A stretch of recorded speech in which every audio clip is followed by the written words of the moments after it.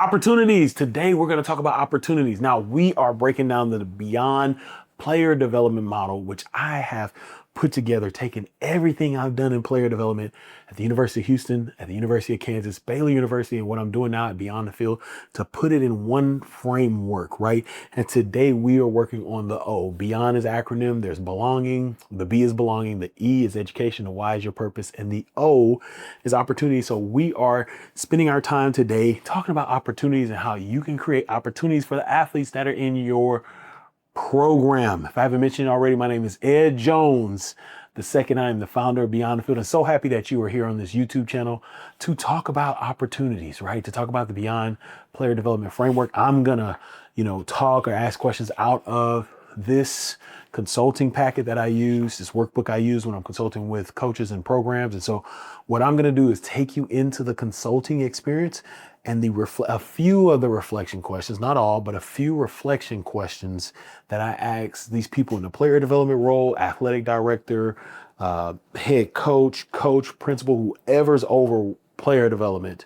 I'm asking these questions. All right, so let's start with stats. I love to start with stats. The NCAA talks about this stat every single March Madness. Only 2% of NCAA student athletes will go on to play professional sports. Only 2%. And so they talk about all this, and the NCAA does an incredible job with programming there for the student athletes. But that is a great stat. If you know that, and you're a coach or athletic administrator at the high school level or even the collegiate level, right? We need to prepare them. I was in college football, but this is also beneficial to high school coaches, high school athletic directors, high school principals, superintendents, district athletic directors, people on the board, whoever it is. You know that a lot of those athletes will not go on to play college sports. So you got to prepare them, right?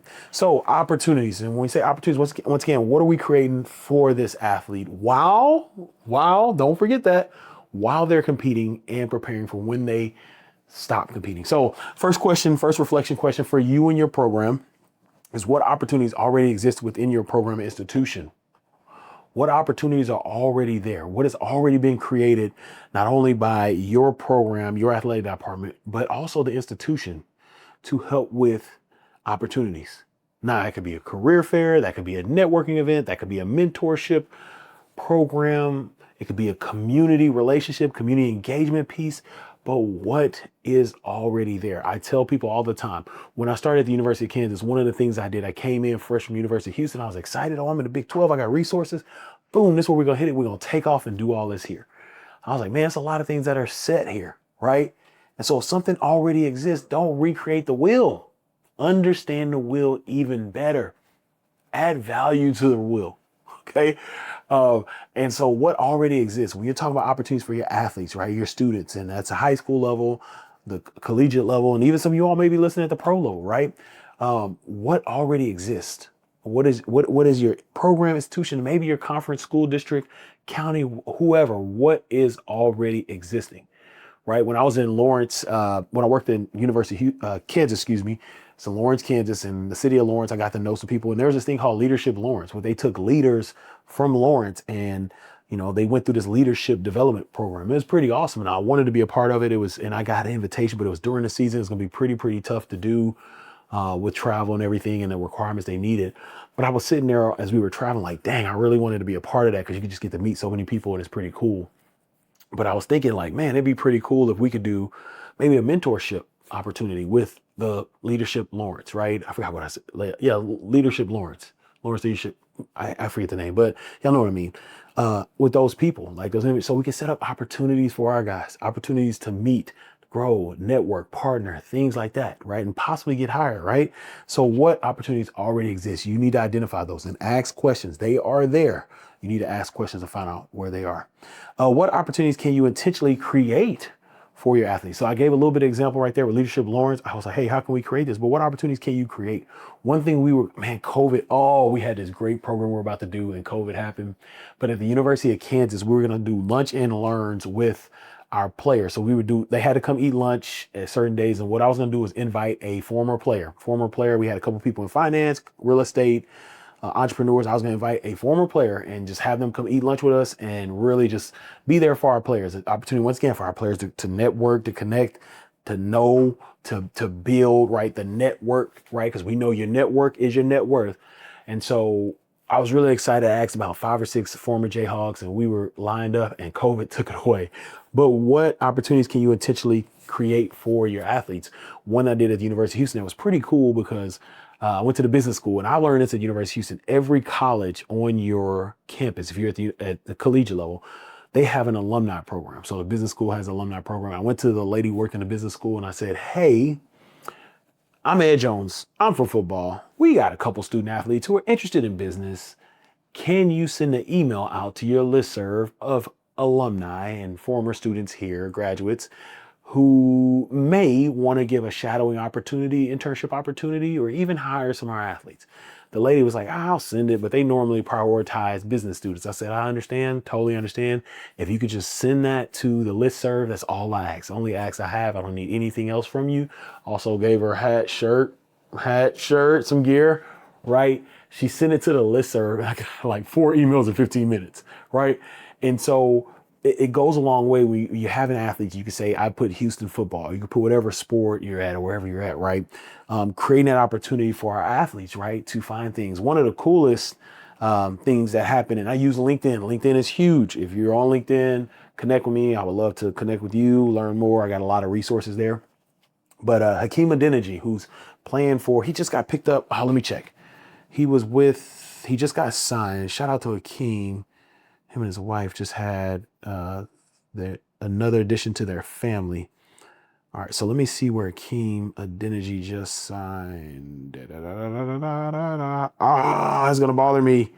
He just signed somewhere, but he's in NFL. He's playing O-line, and he said, "Hey, I want to work with somebody I want to meet somebody who does global HR, corporate global HR." I remember putting on LinkedIn, "Hey, I have a student athlete, Hakeem Adeniji, all conference, all academic, blah, blah, blah." Just adding that just to, incentivize people, make it, you got to do what you got to do. And I said, he's looking for corporate HR. And then people kept tagging all these people. He got to get on an 1.5-hour call with a lady who did corporate HR for 30 years, right? So what opportunities are you creating for your athletes? What opportunities are your athletes asking for or interested in? What are they asking about, right? What are they asking about? One of the great stories I love is Alex Myers. Shout out to Alex Myers. Alex Myers was let me tell you his walk-on story. So I'm a story time. Alex Myers walks in my office. I'm at the University of Houston. He says, "Sir, I'm walking on here and I just want to let you know I'm gonna make the team." I said, "Hey, young man, we got walk-on tryouts." He came from Ouachita Baptist. He was like, he's like, "I'm gonna make the team." I said, we'll see you at the tryouts, man. I get it. I love your confidence. I'll see you at the tryouts. We go to tryouts. Alex runs a 40 and everybody clocks. And we're all looking at our clock like, "Hey, did you, everybody get?" Mine says 4:37. Is anybody close? They're like, "Yeah, I got 4:39. I got 4:41. So we're all kind of close. I'm like, "All right, run it again." He runs again. Bink. All right, we got the 4 high 4.3s, low 4.4s, right? So anyway, he made the team. We're like, "Hey, you're good. You'll be on the team." He ended up being earned a scholarship, was a multi-game starter for us. And when we were doing our career exploration, Alex said, "I just want to meet entrepreneurs.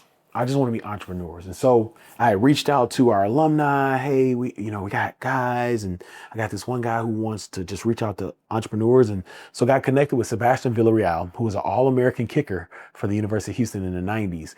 And he was a full entrepreneur. Like, he had a business that was feeding other businesses. Like, it was all feeding these businesses. And so it was pretty awesome for Alex to get that experience. But I never would have thought about that. I would have went let's go to a specific field, but he wanted entrepreneurs. So we connected with another entrepreneur where he went out and met with this entrepreneur. We connected with another and he did the work. Like, he did a lot of great work. And then guess what? Alex is an entrepreneur, right? Entrepreneur, sells coffee, does other things. And it was just incredible to see, like, that's what he asks. And you have to do what they ask for, right? Athletes coming to ask for opportunities. Make sure you're taking care of the opportunities that they're asking for. And then the last reflection question here is, how are you connecting athletes to careers, mentors, and networks? How are you doing it?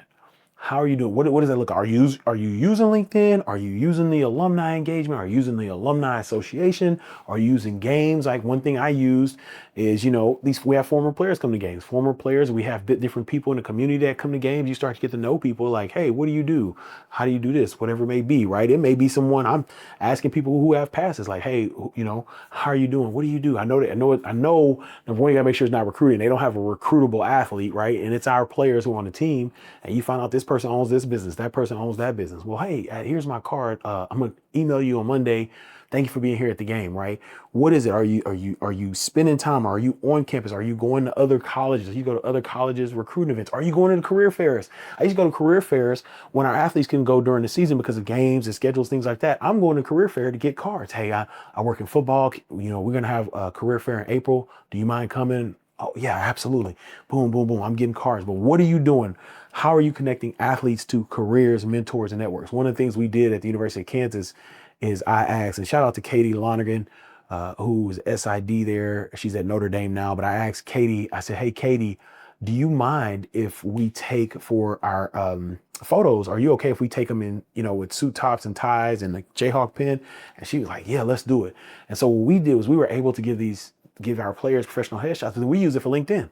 And so all our players had LinkedIn's, and they used it, and they used that picture, and they uploaded this beautiful picture of them with their suit sitting there and everything. And so we did that. We were able to create those opportunities. Shout out once again to Katie for collaborating on that. And so how are you connecting your athletes? You know how to connect them. You know where you want to connect them. What are you doing? Think outside the box. You all use LinkedIn. I can't tell you all this enough. Use LinkedIn. Kurt Richardson, I love what Kurt Richardson does. He goes and he'll put, hey, Spartans, where you at, right? And he'll put up an athlete and where the athlete lives and what the athlete's looking for. And everybody comes, oh, I know this person, I know that. Use it, use your network, right? I tell people all the time, I used to tell athletes this, when you have that logo, use that logo, right? You have that helmet on my helmets or somewhere else, but you have that helmet, use that logo, use that helmet. When I was in a role, I tell people in a role, use that logo, use it. Use it. It pulls people in. It is what it is. You are who you are and nothing changed, and you're being the same great person you are, but that logo does a lot to other people. So use it. So those are some of the reflection questions that I go through. And when I'm consulting, we break it down. I got to get answers. We look at all this stuff, but opportunities are huge because it's meaningful when you give athletes access and they apply it in the real world. It's meaningful with these opportunities. And when you're sitting there and you're talking about the opportunities you've afforded all the athletes in that recruiting pitch or retention, when an athlete comes to you and they're trying to go to another university, right, for a little more than what you're paying them, right, or whatever it may be, are you going to get these opportunities? Remember all these opportunities you created? Are you going to get those? Because your playing career is going to end. That's fine. You got to do what you got to do, but are you getting these opportunities, right? So you want to make sure you're creating elite level opportunities for your athletes. All right, well, that is the O today in the Beyond framework. We went over belonging, education, your purpose. Today's opportunities. And I'm excited to see you next week as we dive into navigation. So you gave them the opportunities. Now they got to navigate when it's over. So we're going to talk about navigation. If you have any questions about what I spoke about, or if you want to bring me in to do the consulting, you're like, hey man, I love this, but I want to sit down with you. I want you to come talk to our program, our coaches, whatever it may be, school districts, athletic departments, whatever it may be. Click the link in the show notes. There's a link in the show notes that says Beyond Player Development Framework Assessment. Click that link. It'll give me all the information you want that I need to then respond to you and see how we can make this happen. I would love to help you in your program. Thank you for being here. Share this with anyone you know will help, but we need to create opportunities for our athletes. As I always say, go out and create generational impact. Don't wait, create that generational impact today.